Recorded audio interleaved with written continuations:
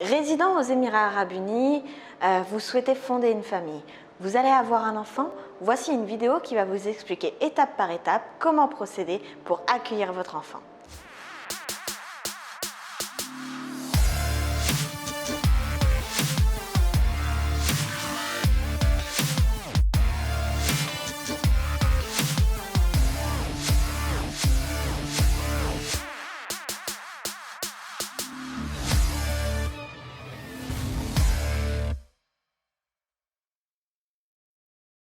Première étape, choisir le lieu de naissance de votre futur enfant. Ce peut être votre pays d'origine, donc dans ce cas-là, il faudra envisager d'y retourner, ou vous souhaitez accoucher aux Émirats Arabes Unis. On va voir ensemble comment faire lorsque vous souhaitez accoucher aux Émirats Arabes Unis. La première chose à faire lorsque vous avez décidé d'accoucher aux Émirats Arabes Unis et que vous avez choisi l'hôpital dans lequel vous allez accoucher, c'est de vous y rendre, remplir ce qu'on appelle un maternity file, donc un dossier de maternité. Il va falloir venir avec certaines pièces pour pouvoir ouvrir ce dossier. Donc ça va être votre certificat de mariage certifié, attesté et traduit soit en anglais, soit en arabe. Autre document requis, le passeport du père et le passeport de la mère. Deux autres documents sont à prévoir. Donc déjà, si vous avez choisi un hôpital privé, il faudra fournir votre carte d'assurance, donc votre carte d'assuré. Enfin, pour toutes les personnes, donc quel que soit l'hôpital que vous choisissez, il faudra fournir votre tenancy contract, donc votre contrat de location enregistré dans le système EJARI. Ça, c'était pour les documents et pour l'aspect hôpital. Si vous êtes salarié, il y a également l'aspect employeur à prendre en compte, donc l'aspect travail. Dès que vous êtes au courant de votre grossesse, ou en tout cas le plus tôt possible, informez votre employeur de votre grossesse. Tout simplement parce que la loi aux Émirats Arabes Unis vous donne droit à un congé maternité d'une durée de 45 jours avant et après l'accouchement. Donc c'est 45 jours au total. Si vous êtes salarié dans l'entreprise depuis plus d'1 an, vous avez le droit à l'intégralité de votre salaire pendant cette période-là. Si vous êtes salarié dans l'entreprise depuis moins d'1 an, vous aurez le droit à la moitié de votre salaire.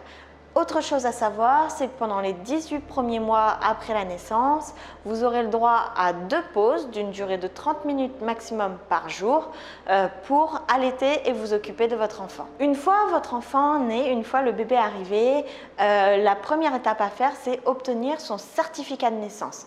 Si vous avez accouché dans un hôpital relié au gouvernement, un hôpital public, alors on vous donnera directement le certificat de naissance. Si vous avez accouché dans un hôpital privé, on va vous donner un document. C'est un document de sortie à la fois pour la mère et un document de sortie d'un nouveau-né. Et il faudra ensuite aller auprès du ministère de la Santé récupérer le certificat de naissance.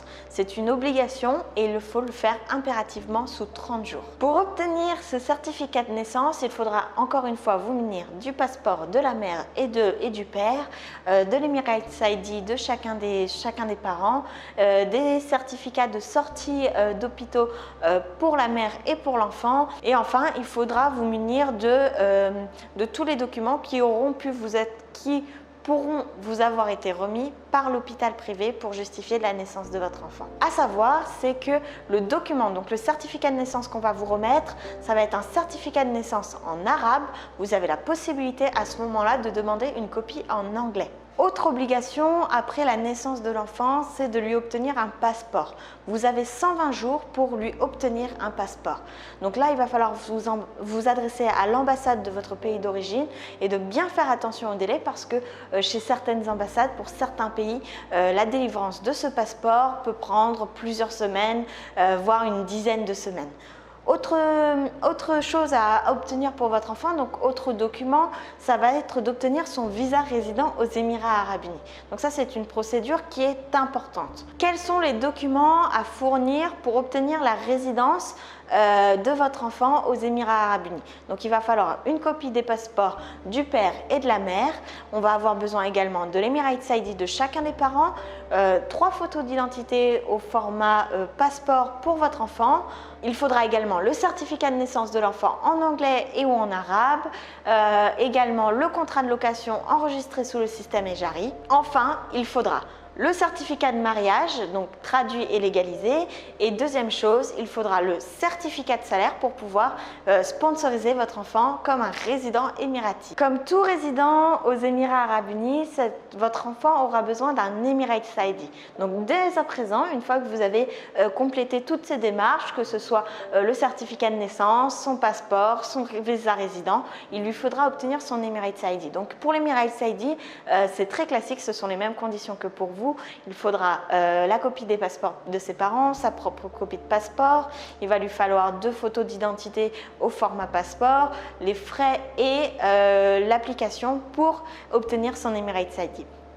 Je vous ai donné en quelques étapes toutes les démarches et les documents à réunir pour donner naissance et pour accueillir votre enfant aux Émirats Arabes Unis en toute sérénité. Je vous adresse toutes mes félicitations et je vous souhaite une excellente journée.